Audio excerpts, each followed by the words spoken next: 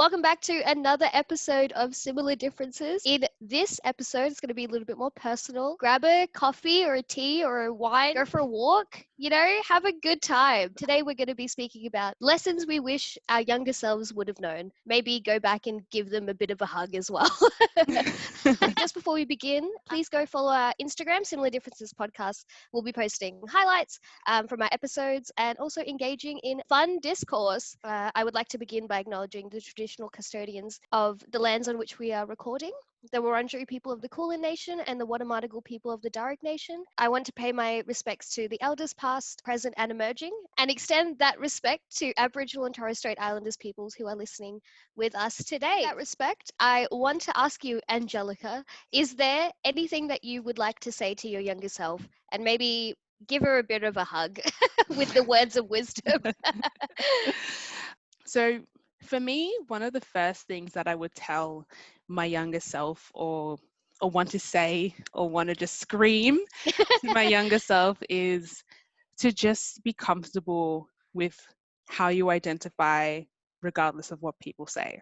Yeah. I feel like that sounds very cliche, but I feel like I just didn't hear that enough or didn't feel as confident or as reassured to follow that enough when I was like in that primary school type of age. So when I was growing up, I felt like I wasn't adequate enough because of my skin color. Even though I still loved being African, I still loved being Nigerian, I felt like I wasn't adequate enough because I was a girl, because I felt a lot of different pressures associated with being female and being under like a system that sees you as lesser compared to men. And then just other areas too, feeling really conflicted feelings about my faith, or just not even understanding what my faith was, how it impacts me, like me being Christian, like how that has actually really affected a lot of the situations in my life, and the good and the bad, and how even just that identity, I see how problematic like so many things that are attached to it is. Just coming to terms with how do I even reconcile all these feelings that I have in regards to that,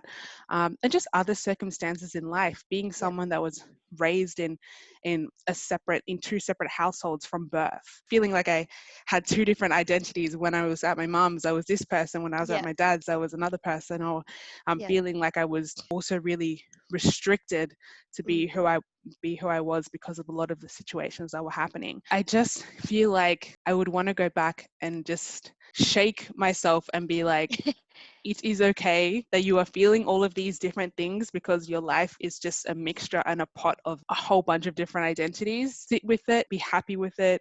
It's who you are, and just keep pushing forward, like regardless of all the bull that people will try to throw at you or come at you. And even with how the systems are structured in the world, like I didn't really understand as much when I was younger about the systemic issues that impacted who I was. The fact that a lot of the things that I'm experiencing I can't change, because that's a systemic change, not a personal change.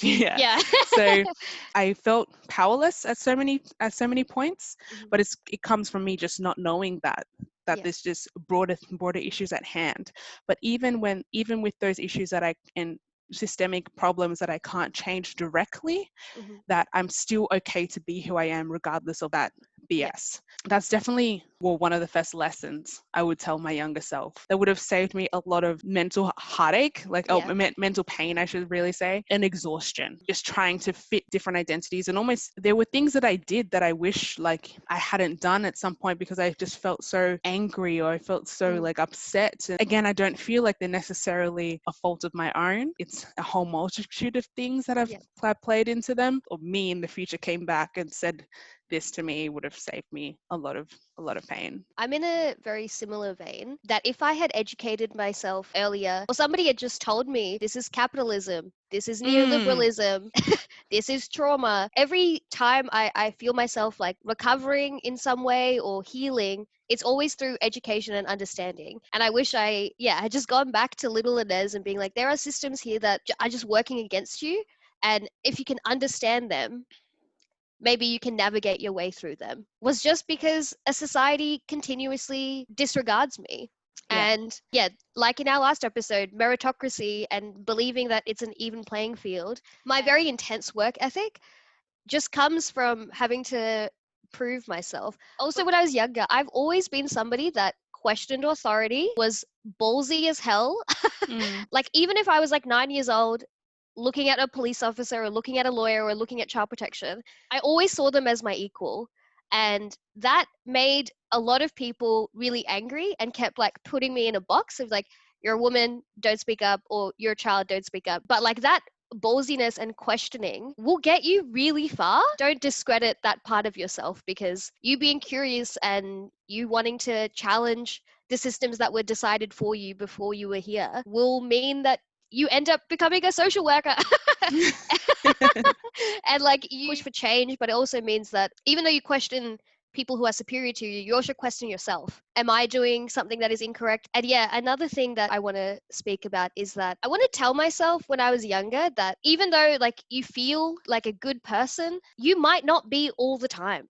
And I feel like because my interests have always aligned with human rights and social activism, I held on to this like moral superiority that I was just better than people because I cared more, which I don't believe is true, because I feel like me holding on to the label that I was a good person didn't allow me to hold myself accountable when I did hurt people. You're not good or bad. You know, heroes and villains both see themselves as heroes Mm. in their own stories. Both are heroic and villainous to different people in different times. I think that would be a huge lesson that I would reflect on, is even if you believe you're doing good and your intention might be good, you're not always good. You just have to do your best and don't hold on to that label.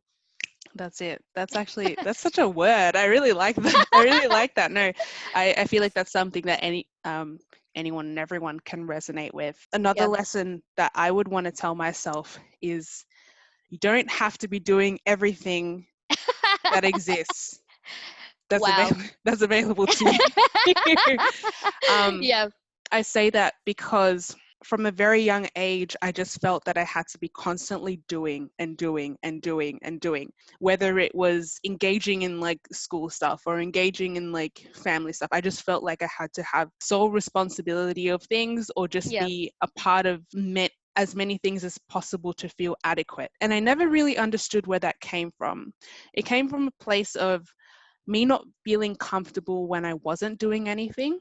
Yeah. I always felt like, especially with a lot of the things that happened in my personal life, Yeah. I always felt like I had to take lead or take charge or be doing something productive to help others or help myself or just mainly help others, to be honest, Yeah. um, at the detriment of my own ability to breathe.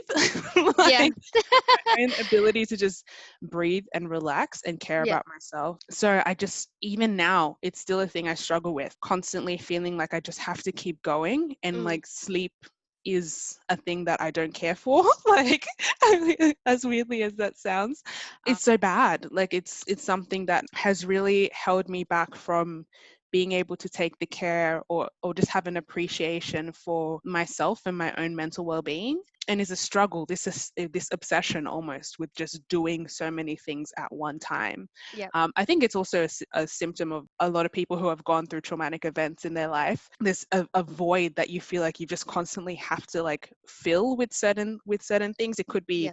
education, it could be good things or negative things, but for me it's always been this. It's always Yeah. been having to constantly keep going and not stop. So if I could just tell myself at a younger age that it's okay to slow down, to not be doing so many things and not to feel guilty about that. At the same time though, there's the other side of things. You know how I was talking about the systemic stuff, when people see women not like doing certain things, or I don't know, like I just felt like there was just like extra systems that were saying you've got to be doing this to be justified, or I Yeah. felt like I had to be doing more because I am a black girl. Like I Yeah. have to be engaging more. I have to be the strong person, like this Yeah. stereotype that's given to black women all the time, Yeah. instead of embracing vulnerability and being able Absolutely. to be not okay Yeah. and be able to communicate that, because that's a strength in itself. Because of all of those I wasn't aware of when I was younger that play a factor into how I was thinking about myself and Yeah. my behavior, and just constantly doing things and not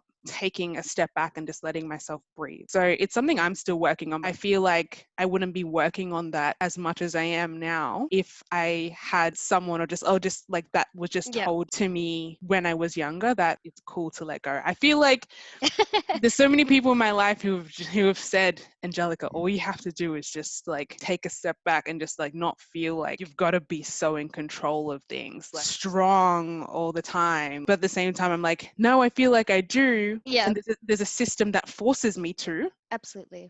But at the same time, there's also a part where I don't have to be like that as well. Yeah, Yep. that's definitely another lesson I would tell myself. Yeah, I think also playing into, what you said about mental health, I always thought that like recovery would be a linear journey. I would get to some point where I would have enough money in my account or the right partner or a master's, and like that's when I have recovered from all my trauma. And then I'll never feel suicidal ever again. But that's just not true. It's not a linear journey. I think going back to my younger self, maybe this will be a controversial statement. I think I would go back to her and say, hey, I don't think your suicidal thoughts will ever really go away because you've lived in a fight or flight survival state for so long Yeah. that that's been your only option, and that like pattern of behavioral thinking will take so long to like not even think about anymore. Mm. And now, even when you do get to places of privilege that I am at now, I still feel that way. I just have to work through those feelings. Yeah, with mental health, I think that things might become a little bit more familiar, but not necessarily easier. It'll just have to be strategies that you have in place that will allow you to navigate through the system. And also, like, a lot of your mental illness is a societal issue. Like,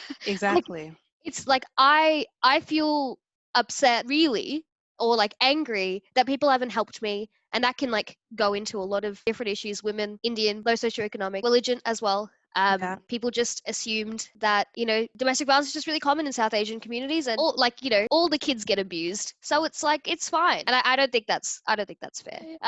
Yeah, I think it's important to remember that you will never truly recover, but you will just get better at handling the society that you are built into that does oppress you, but your ballsiness will get you through it. Yeah. And your humor. There's so much in the whole mental health area that I feel like I wish I could tell myself when I was younger. And maybe that would resonate as well with a lot of people listening when we do talk about mental health. Yeah.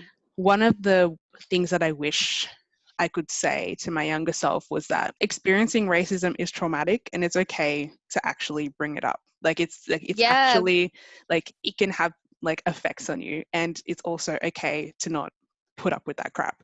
Like period. Hell yeah. Absolutely. I just feel like I made myself into this identity or this person where I was quite a like strong, confident person Yeah. who, if you did say things to me, sometimes I'd just be like, whatever. Yeah. Sometimes I'd be like, no, don't say that crap to Yeah. me. Or like the little small things that were like covert as well.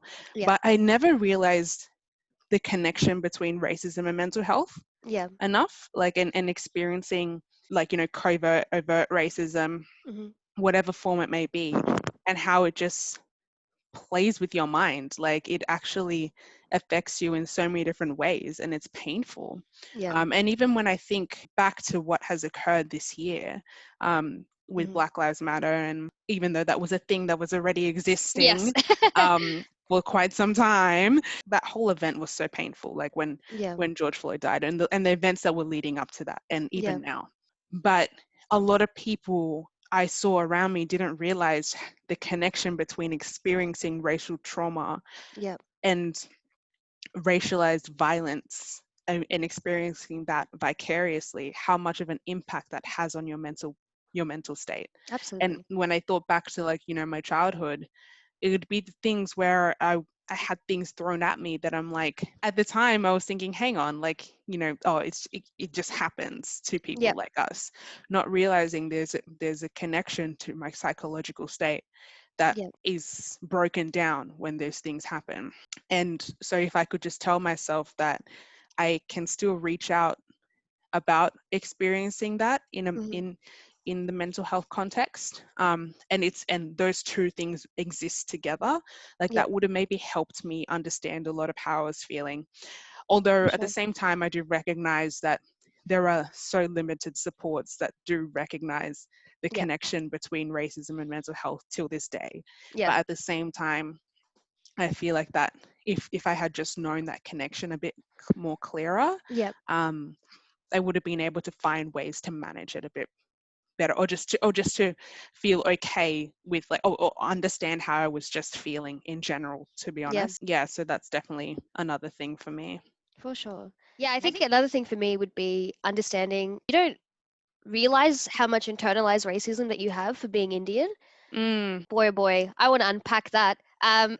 Because number one, I changed my name. I had a very traditionally like Punjabi name, and the reason why I said I changed it was because every time I heard my name, I heard it coming out of my father's mouth, and I didn't want anything that he gave me, including my name. But I look back in hindsight, and I'm like, why did I not change it to a typically Indian name?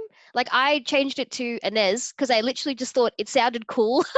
I like saw it in a movie and I was like, Inez with a Z? Wow, banging, love that. I didn't want to be seen as different Mm. anymore. And I didn't realize like where that came from. And I thought it was just from my dad, but it wasn't. It was also from all of society because I was Yeah. like, I look racially ambiguous because I thought that was cool. Why? Mm. And I'm like, if I dye my hair blonde and I change my name, nobody will recognize me and I can blend in, which is not fair. And also, it also meant that I disconnected completely from my Indian heritage Mm. because I was like, I don't like my family and they represent all of India. And what I didn't realize is that I am still an Indian woman. I can just define what that means to me for myself. People said Indian women dress like this, or they act this way, or they don't date white people. I don't know, just a lot of stuff. And I was like, India is just like anti-feminist. I don't know. I just had all this internalized racism that India just treats women poorly, which I'm Yeah. not going to say it doesn't, but I just thought that like, I was the only Indian who was like individual. Yeah. Do you like understand what I'm trying to say? Yeah, I Like get you. I always thought that I'm like a cool Indian, I'm not one of those. Yeah. But you're always Indian, and there are lots of cool Indians too that don't put up with the shit that you had to deal with either and don't stand for it. The things that I campaign for now, like not seeing all of India, one of the most diverse nations on the planet, as like one homogenous group. I was doing it based on one experience with one family, my family. And Yeah. obviously that makes sense, but I also always said like I'm never going to date an Indian man because he'll just abuse me. I won't date an Indian woman because she'll remind me too much of me, and like I don't know, just like all of this stuff, it just like bled into like why would I date somebody that reminds me of my family? That doesn't make any sense. But yeah, the truth is that colonial beauty standards are constantly shoved down my face, and I've tried to mold into them too. But that also means that I'm like picking people that I date without even knowing, just to Yeah. disconnect from India because I didn't like it. What? Oh, we're going to unpack this concept in another episode because this Yes, is huge. yes, Like, it's a big one. It's a big one. yeah. Yeah. I feel like I resonate a lot when you said, like, colonial beauty standards are just shoved in your face. I was Yeah. like, in my head, I'm like, they're shoved in your face, in your mouth, down your esophagus, all the way down to your stomach, then you shit it out. Like, but then for some Oh no, reason, the mic. it, it comes R.I.P. back. headphones. Sorry. It comes back. It just keeps cycling back. Like, you just eat it up, it will be shoved in your face again. And like, I it's exhausting. It's so exhausting. Oh It's my god. it's like constant diarrhea. Like, I just don't. This I'm analogy is killing me.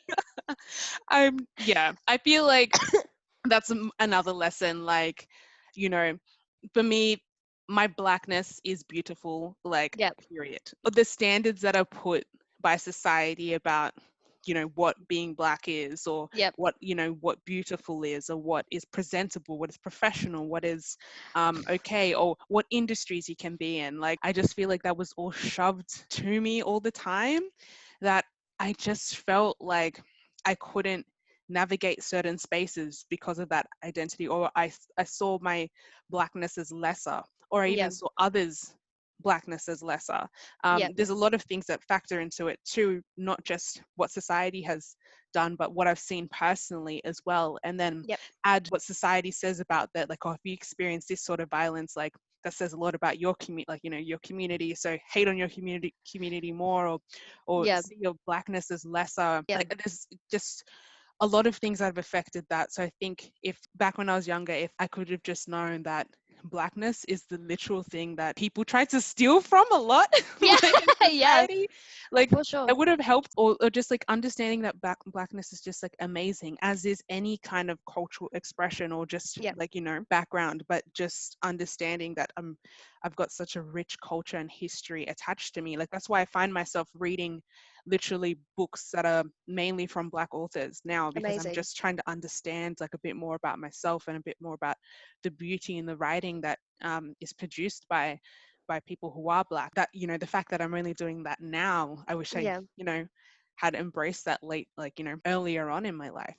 But yeah, again, comes back to that analogy. It's just constant slap, slap, slap, slap, like hate yourself, hate yourself, hate yourself, hate yourself, like yeah, hate blackness, like hate it all. Like yeah, that's what society is constantly doing to you. And just in general, anyone who's outside of that Eurocentric kind of identity, like yeah, it is like you've just said, like, you know, you've experienced that feeling of society telling you that this is how you look or how you are, or your experiences with your ethnic background is just makes you less beautiful, less worthy yeah. than someone else. That I think is so important, and a lesson I feel like everyone just needs to embrace, that we need to cut that crap out and just have people at an equitable, equal, like playing field, like the, you know. Yeah, for Yeah. sure. I think I would also go back to little Inez and tell her that when somebody tells you, just be yourself. It sounds like bullshit advice, and it is because you don't understand it. The truth is that you will never really be complete and you will always be changing. You just have to live in a way that feels true to you, and people will come and go out of your life. Little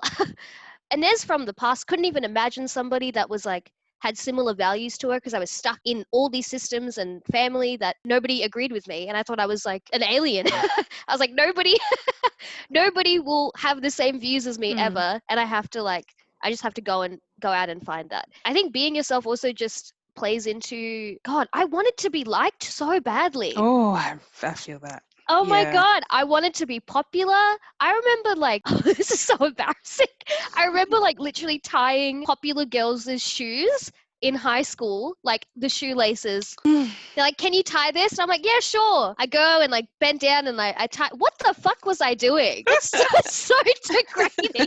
Why? Because I wanted to be liked. Oh my God, no. But a really funny Mm. story. So yeah, I just wanted to be liked by like these people in high school, and they've all grown. They're all great, really, truly now. But we had like music room that was quite far away. Yeah, I think it was like maybe a 10-20 minute walk. And there was a leisure center in between.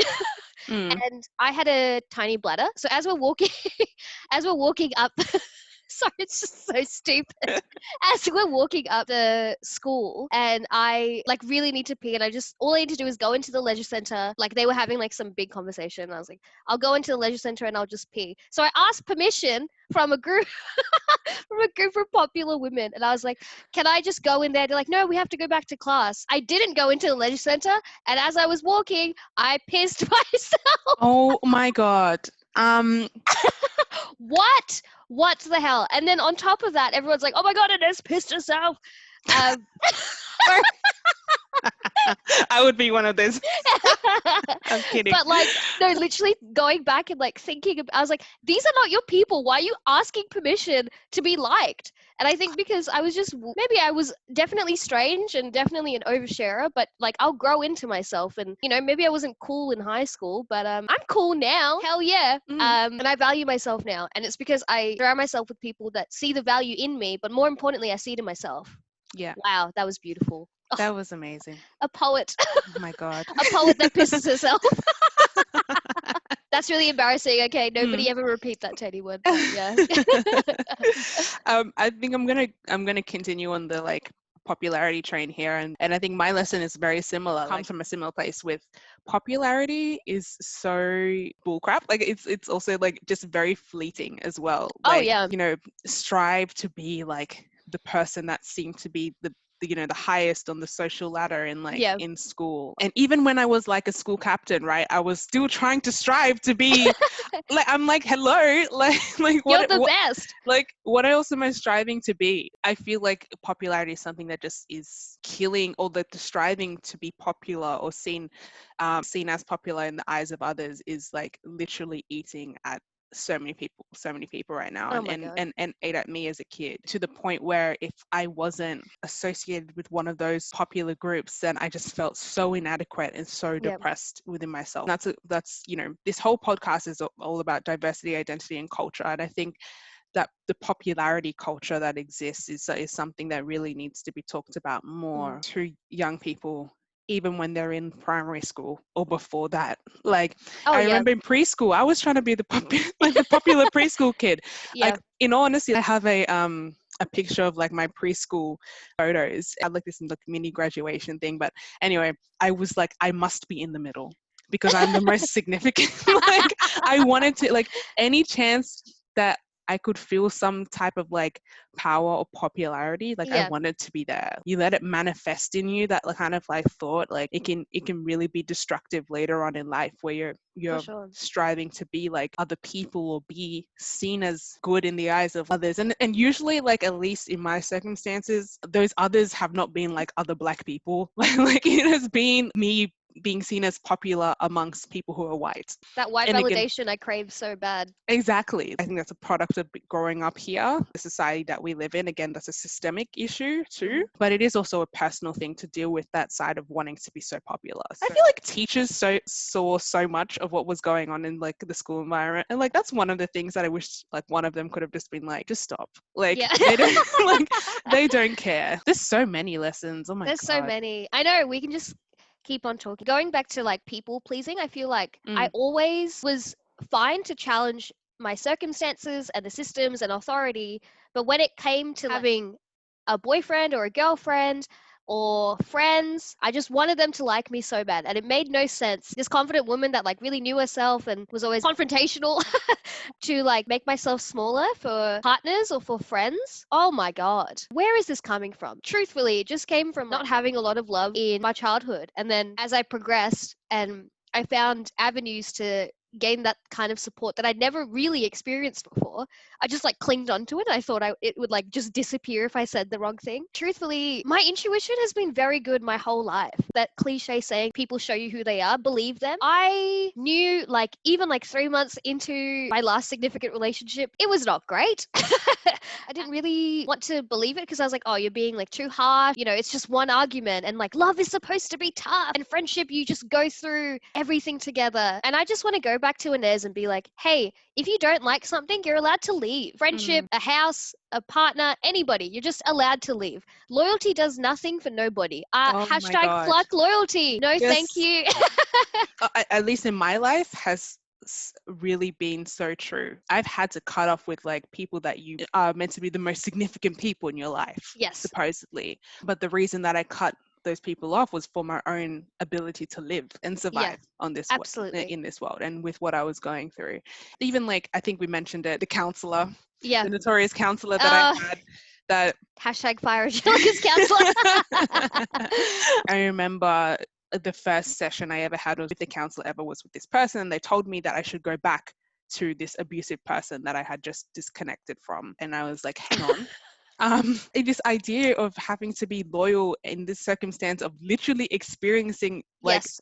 like violence, like Yeah. I'm confused, like, No. why? Like, and I think I felt so many years of inadequacy or feeling guilt, and even now I find it really hard when I do disconnect from people, and there's a part of me, depending on the circumstance, that understands when I have to disconnect from someone or have to just cut them, like, cut Yeah. it off, or like, or there is that separation. There's the other side of me, I feel like I have to still care for this person, or Oh yeah. feel like I want to know that they're okay in life, and that's fine to, I've learned now that it's fine to think like that from a periphery. You don't Yep. have to be so actively like in the person's life for them to see that you care. But there's just other circumstances. You don't have to be loyal. If your life, your literal life depends on it.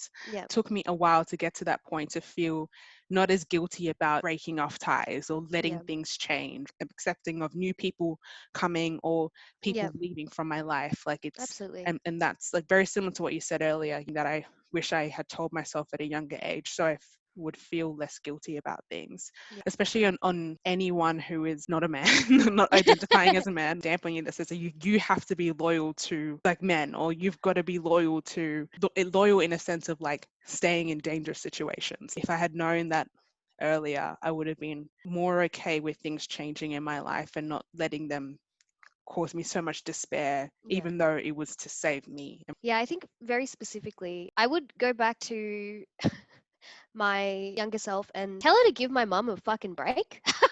Jesus. I think because I didn't understand, domestic violence, I just thought, why don't you just leave? Why am I the one telling you to leave? Why can't you just go? Oh, I And feel that one. oh Yeah. my God. Imagine kidnapping somebody, telling them that you control their allowance and you control where they go. You can't have any friends in a society that, doesn't accept and fully embrace, Indian women with welcome arms. To just leave? That's like having a gun pointed at you and be like, just walk away.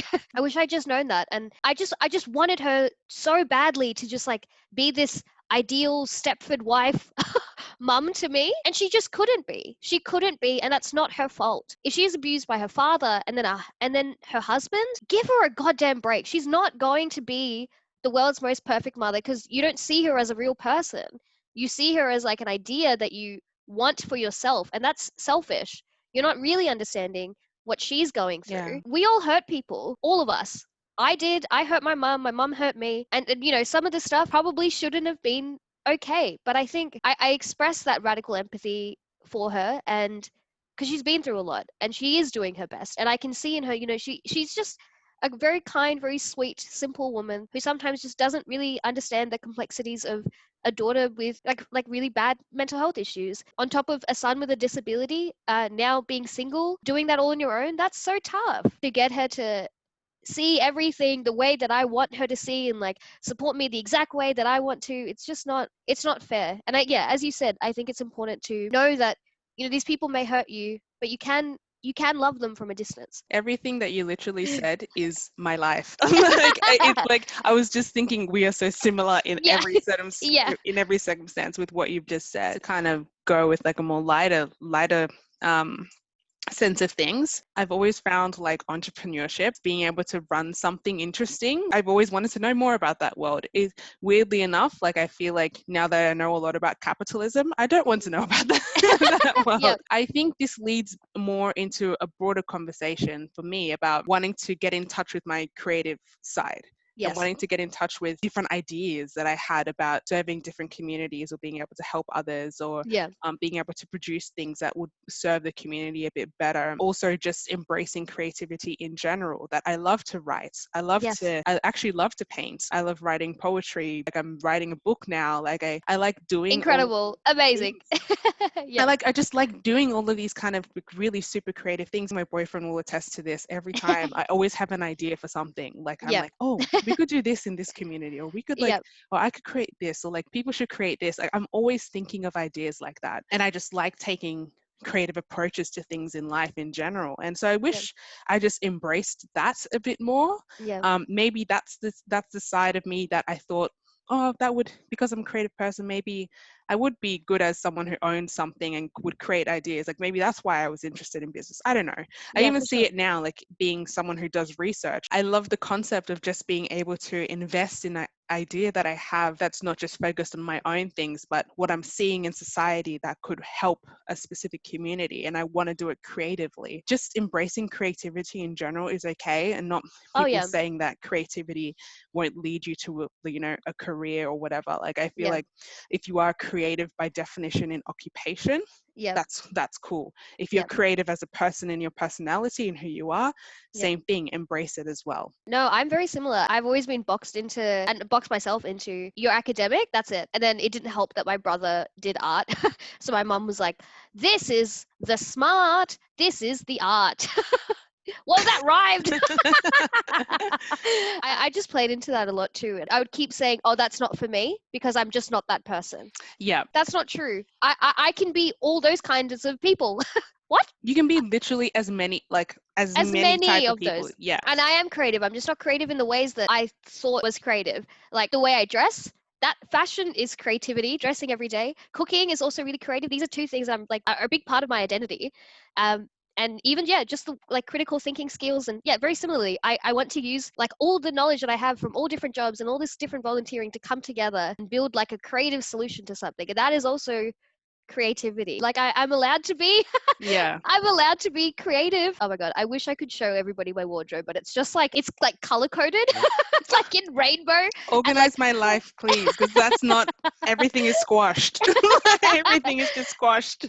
yeah, everything is like 80s clothes. I think that's like a side of me that I'm only really accepting now. Location has really played a big part in it. Like I Yeah, always, the expression that I want to have through my clothes or through my hair and that sort of thing. yeah. Like there's always that little part of me that's like, the people around me, do they like, should I Yeah. be in Newtown? And like, should Yeah. I be in like, Yeah. should I be in another suburb to be accepted? And I look at people like my stepsister who's very much like free spirit, does whatever, Amazing. dresses how she wants. And like, that's the type of vibe, like got similar vibes like that, but I still feel like this hindrance in me to let myself be like that. But it's come Yeah. from, that's accumulated Yeah, for sure. over time, that my identity has to fit in to what Yeah. that my general suburb is Yeah. like. I think another thing for me, if someone told me as a kid that debt exists, credit My score, god. I still don't know what that means, if it applies. I like, that's a shame, but like Yeah. credit, all that kind of stuff, that Yeah, all for sure. exists. This uni life is a scam. Like Yeah. It's a you full will on scam. you will accumulate debt and it will sit there. Yeah. You need to pay for that. Don't let Hex deceive you. I wish if someone had told me a bit more about the finance world in a bit more detail, then I wouldn't be trying to play catch up with my Yeah.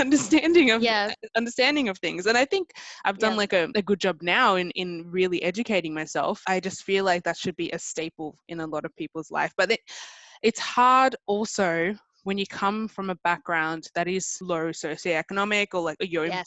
raised in that type of environment, you're just trying to live to the Yeah, needs that your family or whoever for sure. has. So again, systemically, Yeah. there was the whole broader issue at hand that was kind of stopping me from being able to be more educated on that front. Yeah. Yeah, I'm very similar. It's weird because my mum, it was a lot of financial abuse. So when she came out of that, she was like very good with finances and really good with budgeting, and she kept trying to impart this wisdom onto me.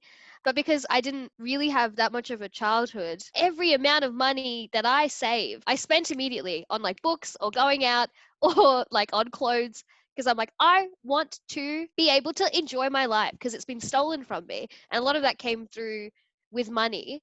And because I saw money as like, honestly, like loving myself, I also was paying for other people constantly. If I buy them things, then this is love, you know? You type into Google, how much should I have saved by 25 or 30? Those things Oh, are an absolute classist scam. Don't listen to legit. that. Inez from a week ago. Don't listen to that. It's really okay. You've had to play catch up for a while, and it's fine if you spent like 5 years spending all your money, going on vacation, buying people things, buying yourself a bunch of stuff. It's really fine. You just need to enjoy your life, you That's know? it. That's it. Like, It's important to also remember that, everything is meaningless at the end of the day. Truly, when you think about it, yeah. that nihilism will come and get you strong, baby. But I think if you understand that life is easier to deal with, it just seems to be, I guess, more beautiful in a sense, because then you realize that not everything that is important to you has to last forever. You don't have to drag That's out it. friendships for 4 years. You're allowed to leave. Exactly. Like I had a boyfriend for a year. I don't remember him like at all. I don't remember him at all. But I remember like people that I've like made out with on a holiday, and then we had like a 3-hour conversation. I still think about those people. Like time doesn't matter. It's about the impact that people have on you. Nothing is really means anything. Yeah, I just echo everything. Like, I feel like people in this life, when you come to a point to realize that this life is so fleeting and, Mhm. it is all these things that we constantly are striving for. So I think you said at one point, we're never going to be as complete as we ever want to be. Like, Yeah, for it's sure. we're constantly changing, we're constantly evolving. Once you come to a place of realizing that life is like meaningless, not in a sense to say that it's like that you should now feel like, I guess, really upset and like somewhat depressed about that statement. Yeah. Like, it is a legit statement. This life is thing that is constantly changing. You never know what to expect. You should just live it the way you want to. anything out of that, forcing yourself to be something different to who you are for the rest of your life, is definitely something I wish, or the whole of society, I should say, would just Yep. come to terms with and be like, no, that's not okay. We should just all be who we are, Yeah. and make it equitable for us to be who we are as well. Yeah, just in order to enjoy your life, even though, yeah, it is meaningless at the end of the day. It doesn't mean that you can't keep playing and keep enjoying. I think I got to a point where like everything was just really serious and it was about overcoming trauma and getting to these markers of success. And I kept trying to want to create this life for myself that I thought was like truly successful. The older I've gotten, I realized that, it's important to like keep playing. Your inner child like really deserves that. That like will never Yeah. go away. Go out. Well, we can't go out anywhere right now. But like sometimes it's okay to like stay out late for a really long time, dance in your room with a wine, just play, roll down Yeah. hills, frolic, frolic Literally around. frolic.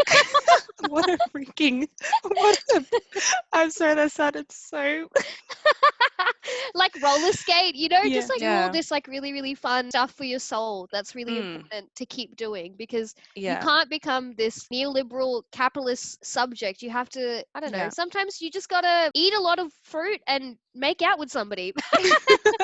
I think that's where the meaningful part of Yes. life comes in. If you're feeding your soul in a way that is healthy and just happy and just like, or just like or whatever you want to feel, then that's it. Anything outside of that comes seriously meaningless Yeah. to feel. And it sucks that we're constantly having a system that is attacking us left, right, center to be different things or to achieve, or just being under this system of capitalism and all the other isms Yeah.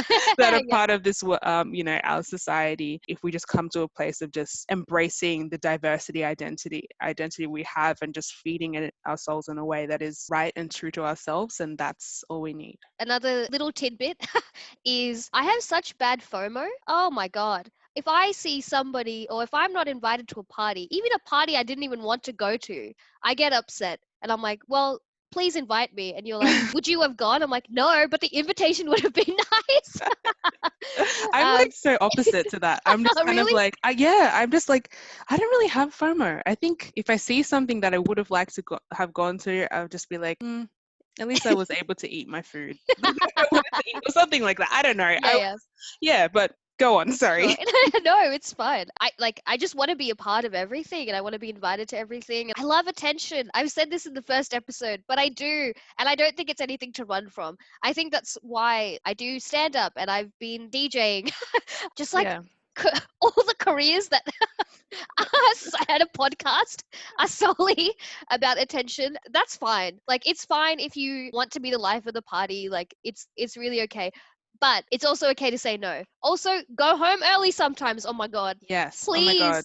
Please go Literally. home. Okay, sometimes some parties, some good things will happen post like, I don't know, midnight. But most of the time, when I've stayed back at parties or like at events like for 3 hours longer than I wanted to because I was scared of like missing something, nothing ever happened. It was just it was just dragged out for longer. Just go home, Inez. Go home and sleep. Sleep's important. I think my one is just know that the option no exists. Yes. Like the Yeah. option of saying no is okay, and Yeah. that if anyone tries to make you feel inadequate for saying no to something, then Yeah. that's their business. You Yeah. did what you needed to do for your own self, and Yeah. that's it. Like, Absolutely. Even though we're talking about parties and other people, I think it's also important to relate it back to people in general. What? wait, what? I'm trying to like link these two, but anyway, yeah, I think me. Oh my God, how do I say this? Even though I love people so much, Where is this going? okay. I think I said this earlier, but even with not being able to go home at parties, is because I kept trying to like please the wrong people, and it went back to like that popularity thing again. That I just wanted all these people to like me and all these people to remember me, and like, there's really no point. There's really no point. Yeah. You will find your people eventually. It'll take some time. Friendships failing and successing.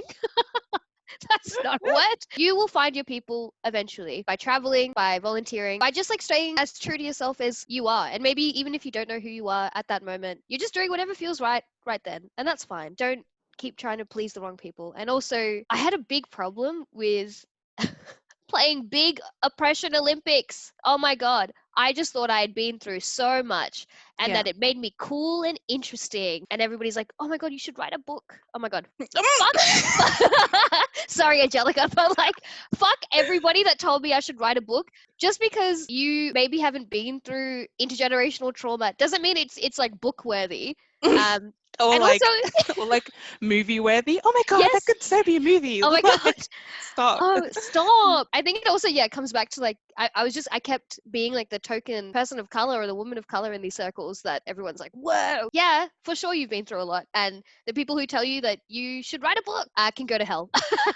But it's also, but also everybody's pain is their biggest pain. Sometimes you just have to shut up and listen. Like no matter where you are, somebody will always have it better. Somebody will always have it worse. Even if you don't believe that somebody could have it worse than you, Inez, trust me, trust me, there is. And it doesn't eradicate your trauma to just genuinely listen to that person and understand them. That's a big Yeah. lesson that I've had to learn.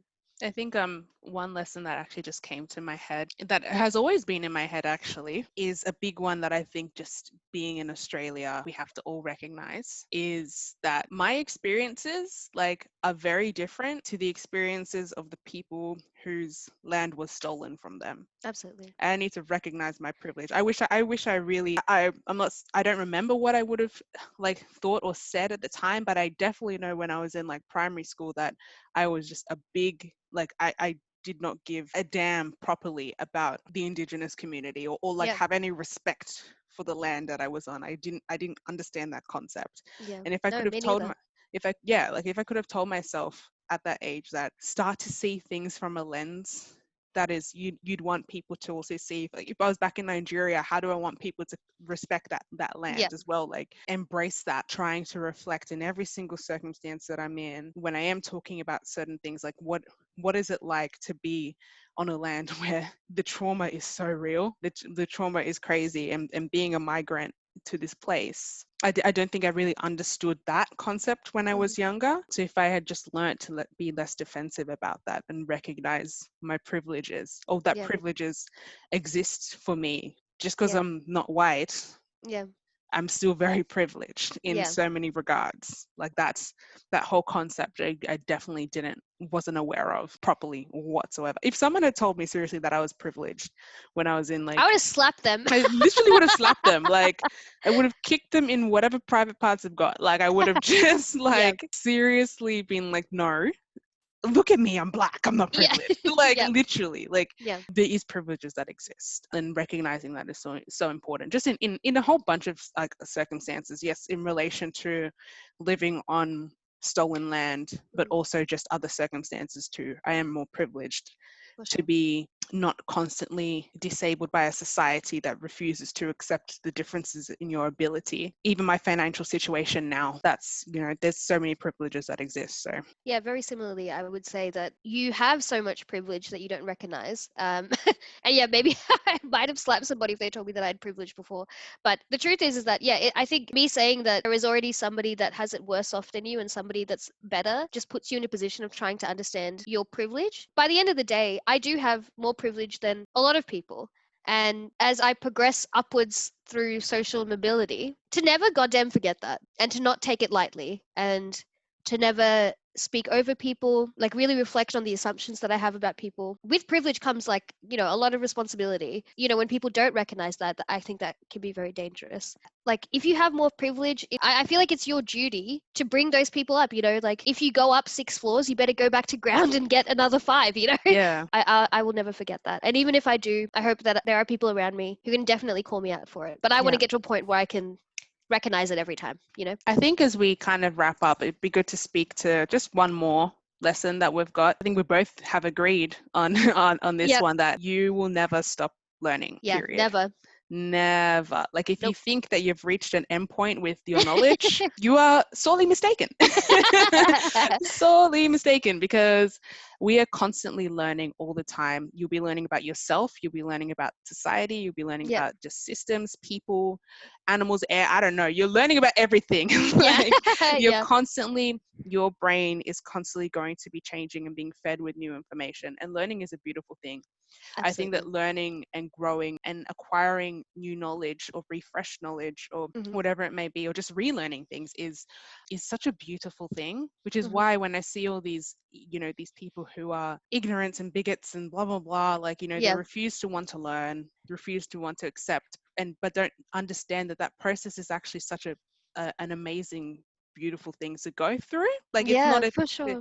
you break down like your walls and just be able to accept new things just into Yeah. your mind is actually amazing to Hmm. experience. And even with what I do now, when I talk about the fact that I want to do a PhD and want to be like continuously researching, it's because I Hell want to yeah. keep learning. Like, I Yeah. want to keep Me too. understanding ideas, but be able to expand what I know of the world and what I know of myself. Yeah, I think honestly my favorite thing about me is how curious I am, Mm, and my favorite thing about my favorite people is yeah. also how curious they are. It's one of my favorite things about you as well. And to never stop learning is never stop changing. Wow, that Yeah. sounds so corny. There will be no end point, and it's Yeah. really beautiful because, like, think about all the books that you haven't read or all the music you've never listened to.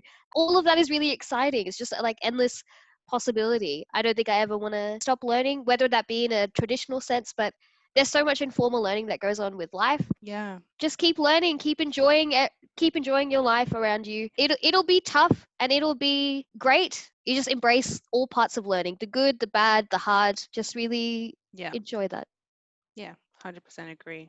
Which is why you should continue to listen to our podcast Yes, to keep please. learning.